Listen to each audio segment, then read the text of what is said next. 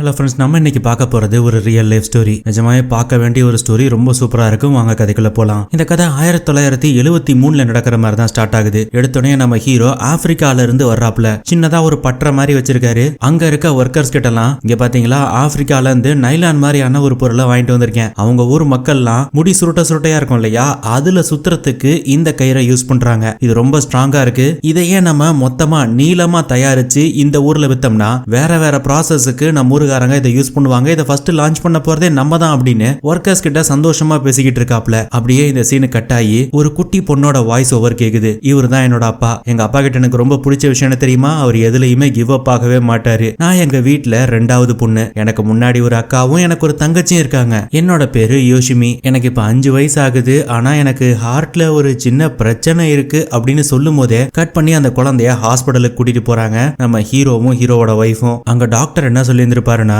எல்லாரோட இதயத்திலையும் முக்கோண வாழ்வு அப்படிங்கிற ஒரு வாழ்வு இருக்கும். அதுல 2 ஹோல் இருக்கும். ஆனா பிறப்பாலேயே உங்க குழந்தைக்கு ஒரு ஹோல் மட்டும்தான் ஓபன் ஆயிருக்கு. இன்னொரு ஹோல் அந்த ரத்த குழாயோட சதை பகுதிகள் உள்பக்கமா இருக்குனதுனால மொத்தமா க்ளோஸ் ஆயிடுச்சு. இப்போ சின்ன வயசு அப்படிங்கறதுனால ஆர்கன்ஸுக்கெல்லாம் அந்த ஒரு குழாய் வழியா போற அந்த ரத்தமே போதுமானதா இருக்கும். வளர வளர ஆர்கன்ஸும் வளரும் இல்லையா, சோ பிளட் சர்க்குலேஷன் அதிகமா தேவைப்படும். ஆனா அந்த ஒரு குழாய் வழியா கம்மியான பிளட் சர்க்குலேஷன் வர்றதுனால மத்த ஆர்கன்ஸ் எல்லாமே பாதிக்கப்படும். சோ இந்த குழந்தை ஒரு 10 வருஷம் நல்லா இருக்கும். அதுக்கப்புறம் 10 to 15 வருஷத்துக்குள்ள இந்த குழந்தைக்கு என்ன வேணா நடக்கலாம். இன்னும் சரியா சொல்லணும்னா இந்த குழந்தை 20 வயசை தாண்டாது அப்படின்ற மாதிரி டாக்டர் சொல்றாரு. இதை கேட்ட ஹீரோவுக்கு பகீர்னு இருக்கு. சார், இதுக்கு வேற ஏதாவது பண்ண முடியுமா, ஆபரேஷன் ஏதாவது பண்ண முடியுமா அப்படின்னு கேட்கும்போது, இந்த மாதிரி வால்வுக்கான ஆபரேஷன்ங்கிறது ரொம்ப ரிஸ்கியான ஆபரேஷன். ஒரே 1% தான் சக்சஸ் வாய்ப்பே இருக்கு அப்படின்ற மாதிரி சொல்றாங்க. ஆனா நம்ம ஹீரோவுக்கு எப்படி புள்ளைய விடுறது அப்படின்னு ஒரு மாதிரி மன உளைச்சல் ஆயிடுது. சரி, இருக்க எல்லா ஹாஸ்பிட்டலையும் கேட்டு பார்ப்போம். ஹார்ட் டாக்டர் எங்கெல்லாம் ஜப்பான்ல இருக்காங்களோ எல்லா இடத்துலயும் கேட்டு பார்ப்போம் அப்படின்னு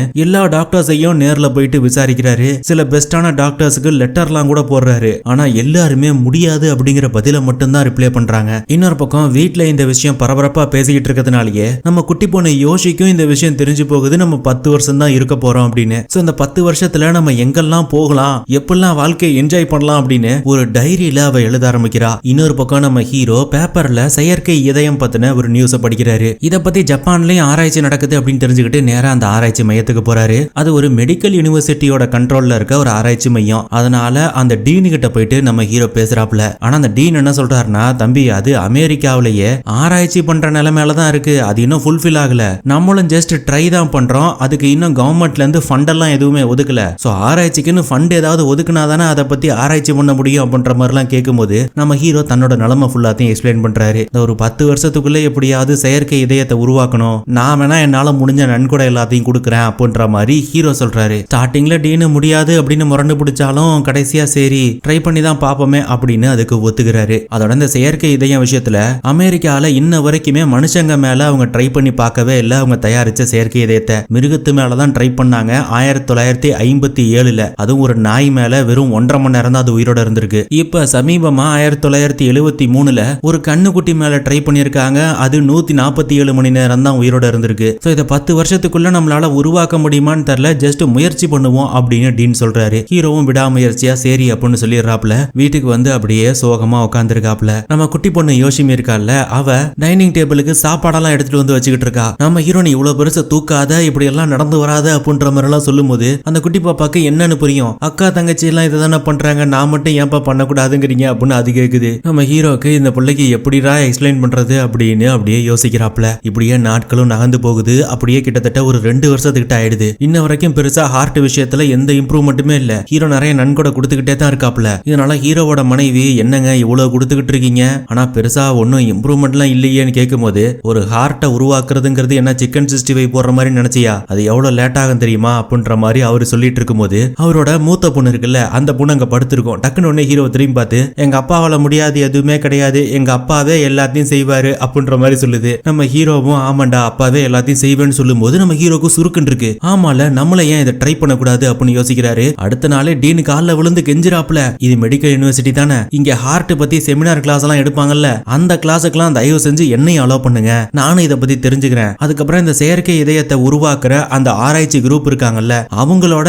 என்னையும் சேர்த்து விடுங்க, நானும் அவங்களோட பேசி பாக்குறேன் ப்ளீஸ் அப்படின்ற மாதிரி கெஞ்சும் போது ஸ்டார்டிங்ல ஒரு முடியவே முடியாதுங்கிறாரு. நம்ம ஹீரோ விடுற ஆளா டீன் போற வர்ற எல்லா இடத்துக்கும் போறாரு. குனிஞ்சு குனிஞ்சு அப்படியே அங்கங்க போகும்போதெல்லாம் நிக்கிறாரு. ப்ளீஸ் ப்ளீஸ் சார் இன்னும் 8 வருஷம் தான் சார் இருக்கு அப்படின்ற மாதிரி கெஞ்சுறாரு. டீனு ஒரு கட்டத்துல வேற வழி இல்லாம ஒத்துக்கிறாரு. ஃபர்ஸ்ட் அங்க இருக்க லேப்ல இருக்க டீமை போயிட்டு தான் இன்ட்ரோடியூஸ் பண்ணி வைக்கிறாரு. அங்க ஒரு 4 பேர் தான் இருக்காங்க. 5ஆவதா கண்ணாடி போட்ட மாதிரி ஒருத்தர் இருக்காரு. ஆனா அவருக்கு இந்த செயற்கை இதயம் உருவாக்குற விஷயத்துல பெருசா இன்ட்ரெஸ்ட் இல்ல போல. அவரு மட்டும் தனியா போயிட்டு உட்கார்ந்துறாரு. இதை மட்டும் நம்ம ஹீரோ நோட் பண்றாரு. இந்த கண்ணாடி போட்டவரை ஞாபகம் வச்சுக்கோங்க. இதுக்கப்புறமா அடுத்து தினமும் போயிட்டு அந்த கிளாஸ போயிட்டு அட்டென்ட் பண்றாப்ல. அங்க அவருக்கு இருக்க டவுட்ஸ் எல்லாம் அந்த ப்ரொஃபசர்ட்ட கேட்கலான்னு போனோம்னா அவரு அடுத்த கிளாஸ் இருக்குப்பா சாரி பாண்டி கிளம்பிடுறாரு. ஆனா அதே கிளாஸ்ல இருக்க விவோ அப்படிங்கிற ஒரு மெடிக்கல் ஸ்டூடெண்ட் ஏதாவது டவுட்னா என்கிட்ட கேளுங்க அப்படின்னு சொல்லிட்டு ஹீரோவோட கதை மொத்தத்தையும் கேட்டு தெரிஞ்சுக்கிறாப்ல. ஆனா செயற்கை இதயத்தை உருவாக்குறதுங்கிறது பிராக்டிகலி சாத்தியமா எனக்கு தெரியல. எப்படியும் ஒரு 20-30 வருஷமாவது ஆகும். 10 வருஷத்துக்குள்ள எப்படி அப்படின்ற மாதிரி அவரு லைட்டா யோசிக்கிறாப்ல. இதே நேரத்துல லேப்ல என்ன சொல்றாங்கன்னா இதயத்துல நமக்கு பெரிய பிரச்சனையே என்னன்னா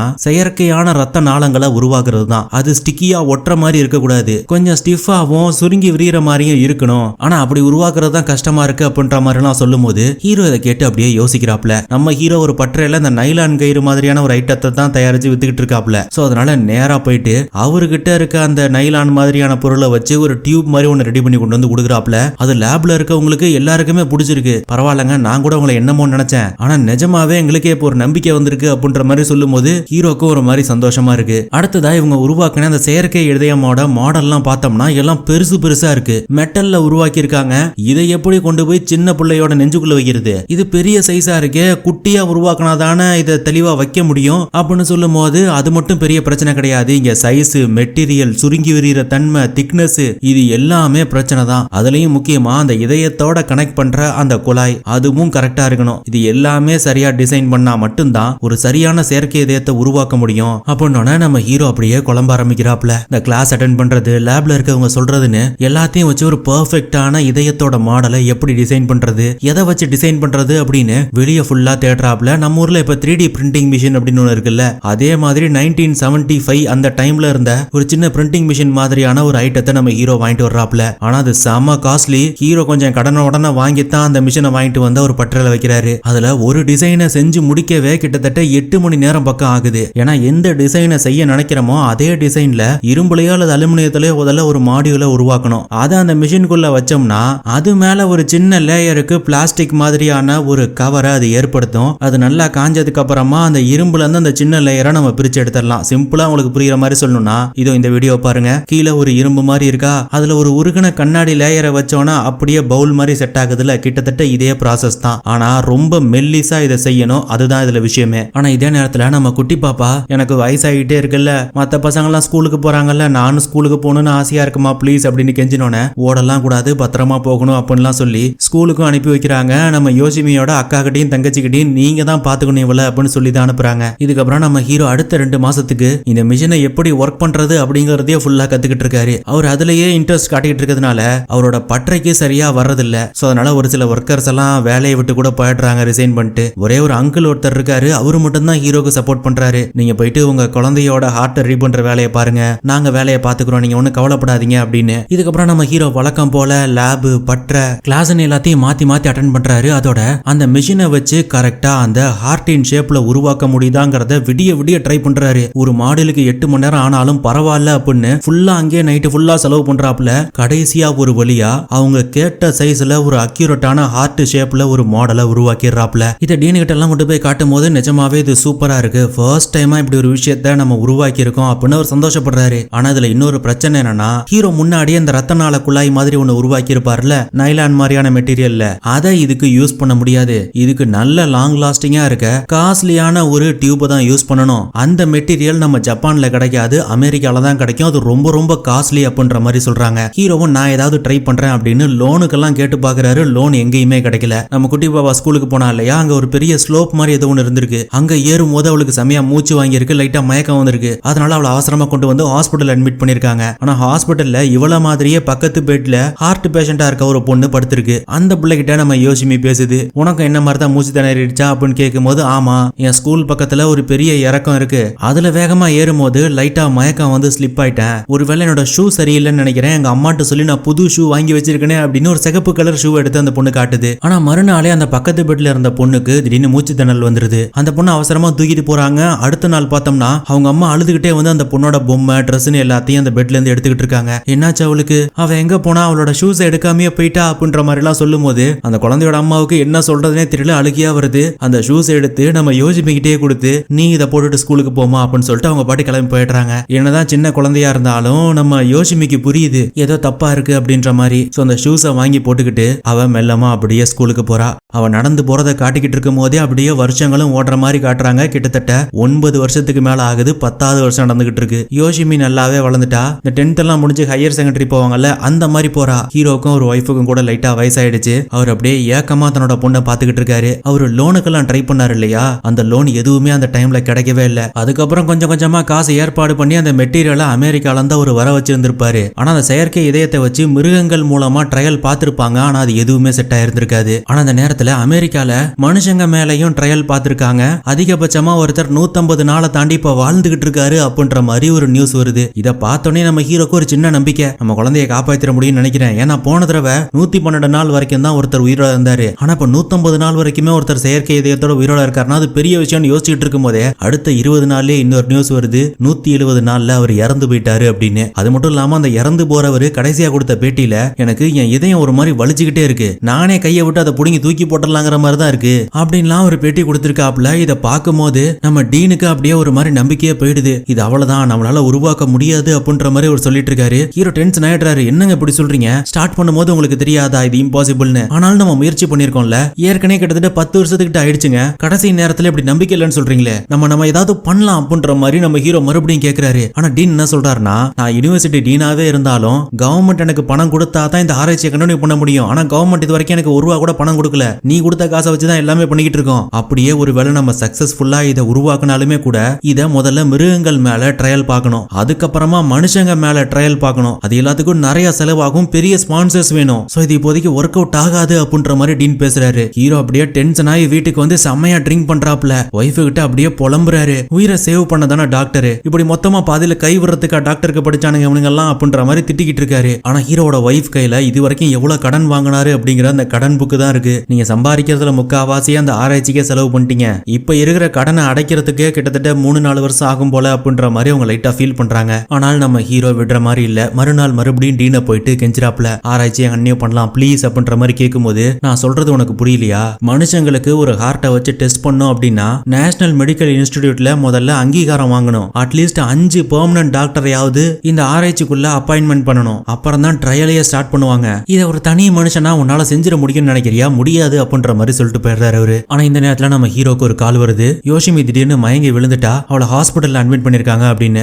அவசரமா ஹீரோ வெளியே வர்றாரு. பெருசா எந்த டாக்ஸியுமே இல்ல. ஸ்டார்டிங்ல அந்த ஆராய்ச்சி நிலையத்துல கண்ணாடி போட்ட ஒருத்தர் எந்திரிச்சு போயிருப்பாருல, அவரோட கார் தான் வருது. அவர்கிட்ட லிஃப்ட் கேட்டு நம்ம ஹீரோ போய்கிட்டு இருக்கும் போது அவர் என்ன சொல்றாருன்னா, உங்க ஆராய்ச்சியெல்லாம் நான் நோட் பண்ணிட்டு தான் இருக்கேன், ஆனா அந்த செயற்கை இதயங்கிற விஷயத்தை கண்டுபிடிக்க ரொம்ப வருஷங்கள் ஆகலாம், ஆனா நிஜமாவே அந்த இதயத்துல என்னதான் பிரச்சனை அப்படின்னு பார்த்தோம்னா அந்த முக்கோண வாழ்வு தான். அதுல இருக்க 2 ஹோல்ல ஒன்னு தான் இருக்கு, ஒன்னு க்ளோஸ் ஆன மாதிரி அந்த குழாயே உள்பக்கமா அமுந்தி இருக்கு, அதை ஃபுல்லா விரிக்கணும், அதை ஃபங்க்ஷன் பண்ண வைக்கணும். அதுக்கு உள்பக்கமா பலூன் மாதிரி சுருங்கி விழியக்கூடிய ஒரு குழாய் மாதிரியான ஒரு அமைப்பை உள்ள வச்சோம்னா கண்டிப்பா அந்த இன்னொரு குழாயும் வேலை செய்யும். சோ இதை கண்டுபிடிக்க தான் நான் ட்ரை பண்ணிட்டு இருந்தேன் இத்தனை வருஷமா அப்படின்னு அவன் சொல்றான். இதை கேட்ட நம்ம ஹீரோக்கு அப்படியே ஒரு மாதிரி யோசனையா இருக்கு, இது ஏன் பொண்ணு விஷயத்துல ஹெல்ப் பண்ணுமா அப்படின்ற மாதிரி கேக்குறாரு. தெரியல, ஆனா இதை முழுசா நம்ம என்ன கண்டுபிடிக்கலையே அப்படின்ற மாதிரி கேக்குறாங்க. அதுக்குள்ள ஹாஸ்பிட்டல் வந்துருது. ஹீரோ வேகமா ஓடி போயிட்டு யோசிமியை பாக்குறாரு. டாக்டர்கிட்ட கேட்கும் போது, நான் ஏற்கனவே சொன்னேன்ல, ஆர்கன்ஸ்க்கு போற அந்த பிளட்டோட லெவல் கம்மியாகிட்டே இருக்கிறதுனால மத்த ஆர்கன்ஸ் எல்லாம் கொஞ்சம் கொஞ்சமா பாதிச்சுக்கிட்டு இருக்கு. ஃபர்ஸ்ட் நுரையீரல் தான் அதுல பாதிக்கப்படும். இந்த பாதிப்பு இம்ப்ரூவ் ஆயிடுச்சு அப்படின்னா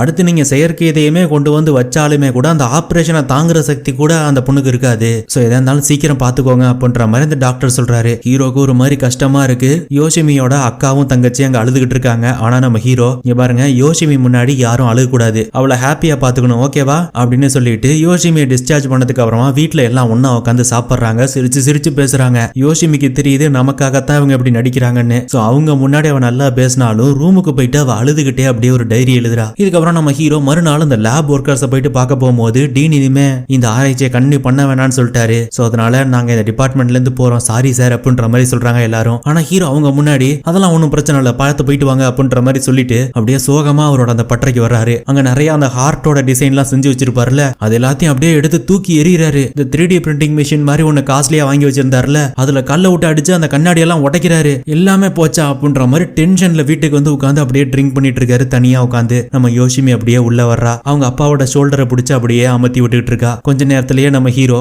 இல்லம்மா போதுமா அப்படின்ற மாதிரி சொல்றாரு. யோசிமியும் நானும் அதான்ப்பா சொல்றேன் போதும்பா அப்படின்ற மாதிரி சொல்றா. அவருக்கு ஒரு மாதிரி கஷ்டமாயிடுது, நம்ம பொண்ணே அப்படி சொல்லிட்டாலே அப்படின்னு. இந்த 10 வருஷத்துல பொண்ணுக்கு உடம்பு சரியில்லை அப்படின்னு கேட்டப்ப கூட அழாத மனுஷன் கதறி கதறி அழுகிறாரு. எனக்கு உன்னை ரொம்ப பிடிக்குமா, எங்க உன்னை இழந்துருவனோன்னு பயமா இருக்குமா அப்படின்ற மாதிரி அழும்போது டக்குன்னு யோசிமி அப்பா எனக்கு புரியுதுப்பா, சின்ன வயசா இருக்கும் போதே நான் பல தடவை ஹாஸ்பிட்டல்ல தானப்பா இருந்திருக்கேன், எனக்கு அப்பவே இதை பத்தி தெரியும்பா. அன்னைக்கு இந்த டாக்டர் சொன்னார்ல உங்க பொண்ணு 20 வயசை தாண்ட மாட்டான்னு. எனக்கு அப்பல இருந்து இப்போ வரைக்கும் 20 வயசை தாண்டி ஒரே ஒரு நாளாவது வாழ்ந்தா கூட நான் இந்த எல்லாத்தையும் ஜெயிச்சுட்டேன்னு தான் நினைச்சுக்கிட்டு இருக்கேன்ப்பா. அது மட்டும் தான் என் ஆசை. ஆனா இப்ப அதுவும் முடியாதுன்னு தெரியும் போது எனக்கும் கஷ்டமா தான் இருக்கு. ஆனா பரவாயில்லப்பா, எனக்கு ஹார்ட்னு ஒண்ணு இருக்கிறத ஃபீல் பண்ண வச்சதே உங்களோட அன்பு மட்டும்தான். உங்களை மாதிரி ஒரு நல்ல அப்பா யாருக்கும் கிடைக்க மாட்டாங்க.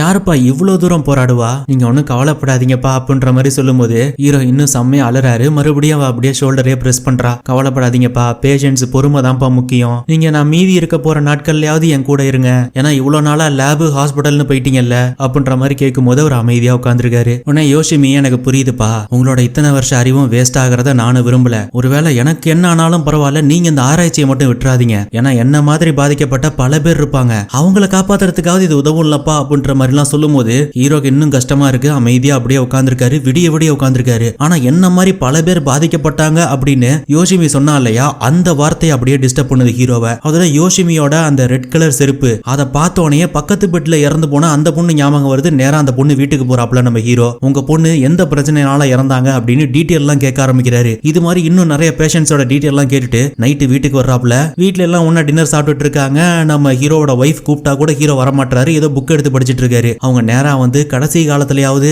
அந்த புள்ள பக்கத்துல நீங்க இருக்கலாம்ல, ஏன் இப்படி வந்து தனியாவே உட்கார்ந்துருக்கீங்க அப்படின்னு கேட்கும்போது யோசிமி தான் என்ன ஆராய்ச்சியை கண்டினியூ பண்ண சொன்னா, அதுக்காக தான் நான் இதை பண்ணிக்கிட்டு இருக்கேன். ரெண்டாவது விஷயம், இந்த மாதிரி அந்த முக்கோண குழாய் அடைச்ச ப்ராப்ளம் நம்ம ஜப்பான்ல நிறைய பேருக்கு வருது. ஆனா எந்தெந்த பேஷண்ட்டுக்கு என்னென்ன பிரச்சனை வருதுன்னு அவங்கள பத்தி முழுசா டீட்டெயில் எடுத்து அந்த தரவுகளை இங்க யாருமே சேகரிக்கல. சோ இதுக்கான சொல்யூஷனை கண்டுபிடிச்சிட்டா நம்ம பொண்ணையும் காப்பாற்ற முடியும்னு எனக்கு ஒரு நம்பிக்கை இருக்கு அப்படின்னு சொல்லிட்டு மறுநாளே அந்த கண்ணாடி போட்டவர் இருக்காருல்ல, அவர்கிட்ட போயிட்டு ஹீரோ பேசுறாப்ல. நீங்க இவ்வளவு வருஷமா இதை பத்தி ஆராய்ச்சி பண்ணீங்களே, ஏதாவது சொல்லுங்க அப்படின்னு கேட்கும்போது இதுல ஒரு பெரிய பிரச்சனைனா அமெரிக்கால இந்த மாதிரி ஒரு வால்வை கண்டுபிடிக்க ட்ரை பண்ணாங்க. ஆனா அதுலயுமே நிறைய சைடு எஃபெக்ட் இருந்தது, பேஷண்ட்ஸ் நிறைய பேர் இறந்து போனாங்க. ஆனா அமெரிக்கால இருக்கவங்க நம்மளை விட கொஞ்சம் பெருசா இருப்பானுங்க. அவங்க இதயத்தோட வால்வு அந்த டியூப் சைஸ் கொஞ்சம் பெருசு. ஆனா ஜப்பான்ல இருக்கவங்களோட இதய வால்வு டியூப் சைஸ் ரொம்ப சின்னது. அதுல அமெரிக்காக்காரன் தயாரிச்ச அந்த பலூன் வால்வு உள்ளேயே போகாது. சோ நம்ம ஊருக்கு ஏத்த மாதிரி லாங் லாஸ்டிங்காவும் பிரச்சனை இல்லாம எப்பவுமே ஒர்க் பண்ற மாதிரியும் சுருங்கி விரியக்கூடிய ஒரு பலூன் வால்வை நம்ம உருவாக்கணும். அதுல இன்னொரு பிரச்சனை என்னன்னா, அந்த வால்வை இதயத்துக்கு பக்கத்துல இருக்க அந்த குழாயில போய் நம்ம செட் பண்ணணும் அப்படின்னா ஒரு சின்ன கம்பி மாதிரி ஒண்ணுல அந்த வால்வை கனெக்ட் பண்ணி அந்த குழாய்க்குள்ள நம்ம கொண்டு போகணும். ஆனா அந்த குழாயில 2 எஸ் வடிவ டர்னிங் இருக்கு. அது ரெண்டையும் எப்படி அந்த கம்பி கிராஸ் பண்ணும், ரத்த குழாய அந்த கம்பியை டேமேஜ் பண்றதுக்கு நிறைய வாய்ப்பு இருக்கு. என்னதான் மெல்லிசா வளையக்கூடிய ஒரு கம்பியை நான் ரெடி பண்ணாலுமே அது முழுசா சேஃப்டி கிடையாதுங்கிறது தான் உண்மை அப்படின்ற மாதிரி அவர் சொல்றாரு. ஹீரோ அப்படியே இதை யோசிச்சு பாக்குறாரு. நம்ம ஏன் இந்த டியூபை உருவாக்க கூடாது அப்படின்னு சொல்லிட்டு நேரா வழக்கம் போல லேபுக்கு போறாரு. அந்த 3D பிரிண்டிங் மிஷினை மறுபடியும் சரி பண்றாப்ல. சுருங்கி விரிகிற மாதிரியான ஒரு பலூன் மாதிரியான ஒரு அமைப்பு, அது லாங் லாஸ்டிங்கா அது ஒர்க் பண்ணிக்கிட்டே இருக்கணும். எந்த அளவுக்கு பிளட் போனாலும் அது அப்படியே இருக்கணும். சோ ரொம்ப மெல்லிசா உருவாக்கணும் அப்படின்னு முதல்ல அந்த இரும்பு மாடியூல் ஒன்ன உருவாக்குறாப்ல. அது மேல ரொம்ப மெல்லிசா அந்த பிளாஸ்டிக் கோட்டிங் மாதிரி ஒன்னு அந்த மெஷின்ல கொடுத்து காஞ்சதுக்கு அப்புறம் அதை புடிச்சு இழுக்கலான்னு இழுத்தோம்னா அந்த மெட்டல் அச்சிலேயே அந்த பிளாஸ்டிக் மாதிரி இருக்கிறது ஒட்டிக்குது. புடிச்சு இழுத்தோம்னா கிழிஞ்சுக்கிட்டு தான் வருது. ஹீரோவும் ஊறுபட்ட தடவை செஞ்சு செஞ்சு பாக்குறாப்ல.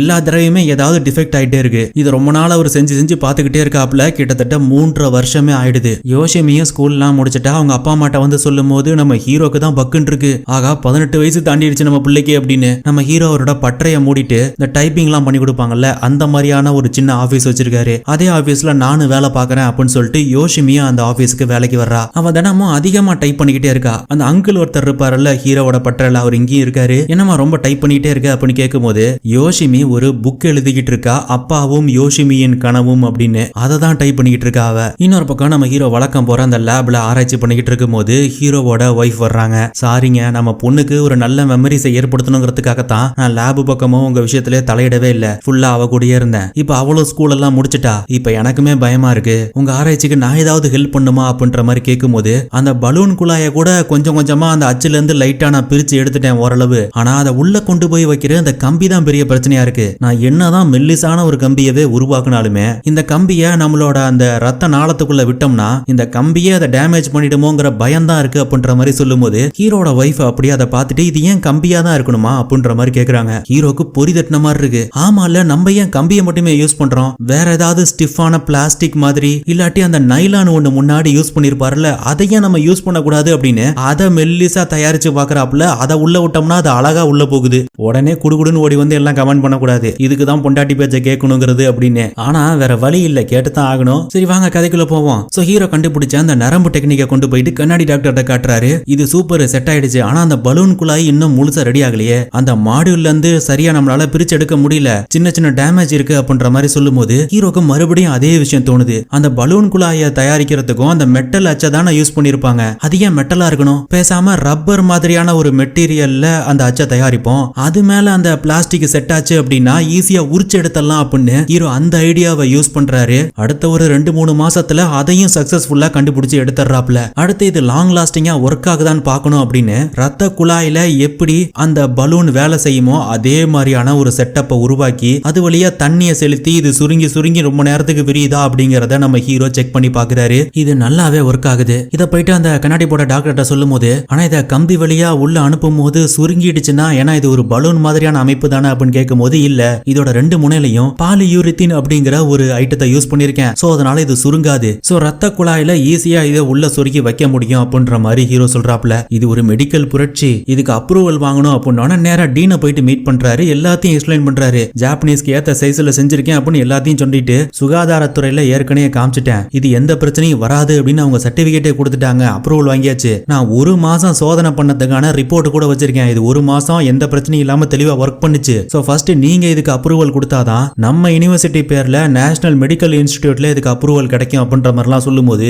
டீன் ரொம்ப சிம்பிளா இது என்னால முடியாது அப்படின்றான். யோ என்னையா எல்லாத்தையும் முடிச்சாச்சு இப்ப வந்து முடியாதுங்கிற அப்படின்ற மாதிரி ஹீரோ கடுப்பாகும் போது, அதாவது நம்ம யூனிவர்சிட்டியில இருக்க ஒரு லேப்ல இதை கண்டுபிடிச்சிருந்தோம்னா ஈஸியா அப்ளை பண்ண முடியும், ஆனா தனிப்பட்ட முறையில நீ இதை கண்டுபிடிச்சிருக்க, நீ டாக்டர் கிடையாது, உனக்கு முன்ன பின்ன எந்த ஒரு மெடிக்கல் அனுபவமே கிடையாது, அப்படி இருக்கப்ப எப்படி நேஷனல் மெடிக்கல் இன்ஸ்டிடியூட் அதாவது NMI எப்படி அப்ரூவ் பண்ணும் அப்படின்னு கேக்குறாரு. இதை கேட்ட ஹீரோக்கு இந்த ஆளு எதை சொல்ல வர்றான் அப்படிங்கிறது புரியுது. இவனுங்களுக்கு கண்டுபிடிப்பெல்லாம் கண்டுபிடிக்கணும், ஆனா அதை அவங்களே கண்டுபிடிச்ச மாதிரி இருக்கணும், நம்ம கண்டுபிடிச்சிடக்கூடாதுன்னு நினைக்கிறாங்க அப்படின்றத புரிஞ்சுக்கிட்டு இப்ப என்ன சார் பண்ணலாங்கிறீங்க அப்படின்னு கேட்கும்போது இந்த மெடிக்கல் யூனிவர்சிட்டியில இருக்க ஸ்டூடெண்ட்ஸ் ஒரு ப்ராஜெக்ட் விஷயமா இதை கண்டுபிடிச்சாங்க அப்படின்னு வேணா நம்ம அப்ளை பண்ணலாம், உடனே அதுக்கு அப்ரூவல் கிடைச்சிரும் அப்படின்ற மாதிரி சொன்னேன். ஹீரோவால என்ன சொல்ல முடியும், இத்தனை வருஷமா கஷ்டப்பட்டு நம்ம ஹீரோ கண்டுபிடிச்சதை இப்ப வேற ஒருத்தங்க கண்டுபிடிச்சாங்கன்னு சொன்னாதான் அப்ரூவலே கிடைக்கும் அப்படின்னு சொல்லிட்டு இருக்காங்க. ஹீரோக்கு அப்படியே வெறுப்பாயிடுது. அப்படியே டென்ஷன்ல வெளியே வந்து நின்றுட்டு இருக்கும் போது டக்குன்னு ஹீரோக்கு கால் வருது, இந்த மாதிரி யோசிமி திடீர்னு மயக்கம் போட்டு விழுந்துட்டா அப்படின்னு. போய் பார்த்தோம்னா ஹாஸ்பிட்டல்ல ஆர்கன்ஸ் ரொம்ப பாதிக்கப்பட்டிருக்கு, அவ்வளவுதாங்கிற மாதிரி சொல்றாங்க. அப்படியே ஹீரோ கையை பிடிச்சுக்கிறாரு. டேய்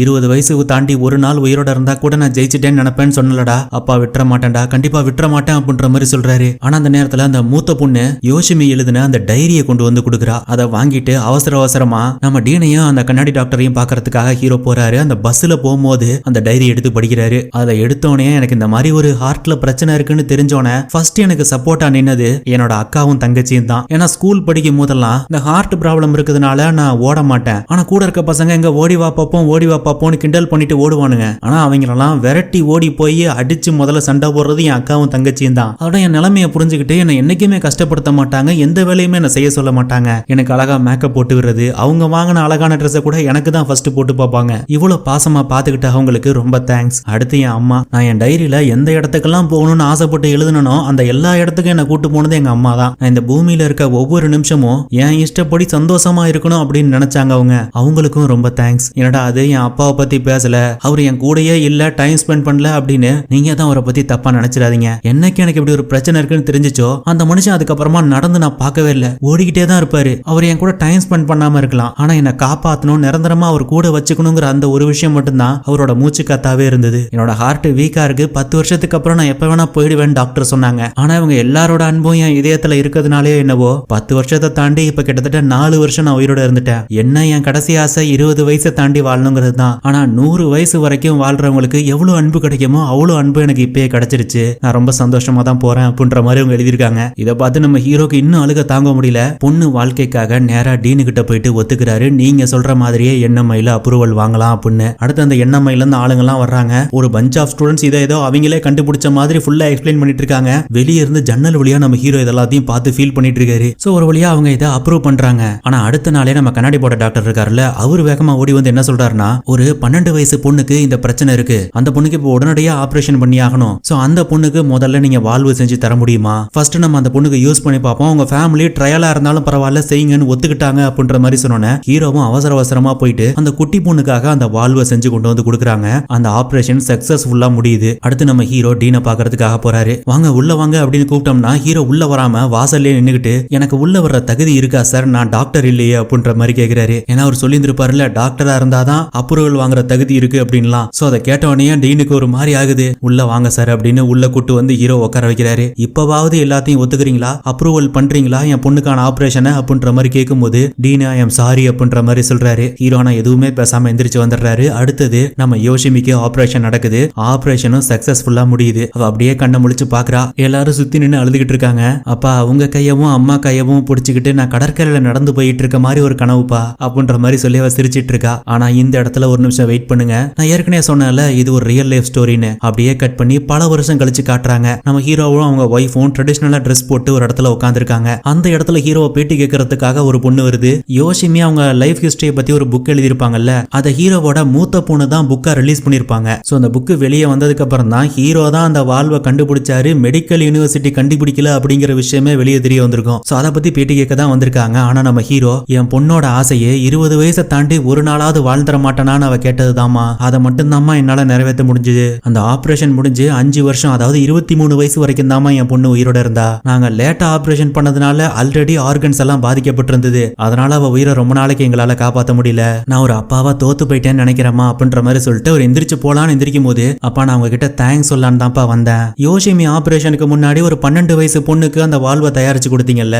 அந்த பொண்ணு நான் தான்ப்பா. நான் ஸ்டார்டிங் ஸ்டேஜ்லயே அந்த ஆபரேஷனை பண்ணிட்டதுனால நான் இப்ப நல்லா இருக்கேன்ப்பா அப்படின்ற மாதிரி அந்த பொண்ணு சொல்லுது. ஹீரோக்கா அழுக தாங்க முடியல. அப்படியே அந்த பொண்ணு ஷோல்டரை பிடிச்சு பார்க்கும்போது யோஷிமி சொன்ன ஒரு விஷயம் ஞாபகம் வரும். அப்பா நானே இறந்து போனாலும் இந்த ஆராய்ச்சியை விட்டுறாதீங்க, இது மூலமா என்ன மாதிரி பாதிக்கப்பட்ட பல பேரை நீங்க காப்பாத்தலாம். ஒருவேளை நான் இறந்தாலும் உங்களால காப்பாற்றப்பட்டு உயிரோட இருக்க அவங்க முகத்தை பார்க்கும் போதெல்லாம் நானே உயிரோட இருக்க மாதிரி உங்களுக்கு தோணும்பா அப்படின்னு அவங்க சொல்லியிருப்பாங்க. அதை யோசிச்சு பார்த்துட்டு நம்ம ஹீரோ நான் தாமா உனக்கு தேங்க்ஸ் சொல்லணும், யோஷிமி இன்னும் உயிரோட தான் இருக்கான்னு சொல்லிட்டு அமைதியா ஒரு பாட்டுக்கு கிளம்பி போறாப்ல. இதோட அந்த கதையை முடிச்சிருப்பாங்க. அதோட இது வரைக்குமே 100% பெர்ஃபெக்டான ஒரு செயற்கை இதயத்தை யாருமே தயாரிக்கல. ஆனா நிஜ லைஃப்ல இவர் தாங்க நம்ம ஹீரோ. இவர் கண்டுபிடிச்ச அந்த பலூன் வால்வு மூலமா இது வரைக்கும் 1,70,70,000 பேர் காப்பாற்றப்பட்டிருக்காங்க. சோ இந்த கதையோட கருத்து என்னங்கறத நீங்க கண்டிப்பா கமெண்ட்ல சொல்லுங்க. இன்னொரு நல்ல பதிவோட உங்களை சந்திக்கிறேன். நான் உங்கள் நண்பன் விஜய் ஃப்ரம் விஜய் வாய்ஸ். நன்றி.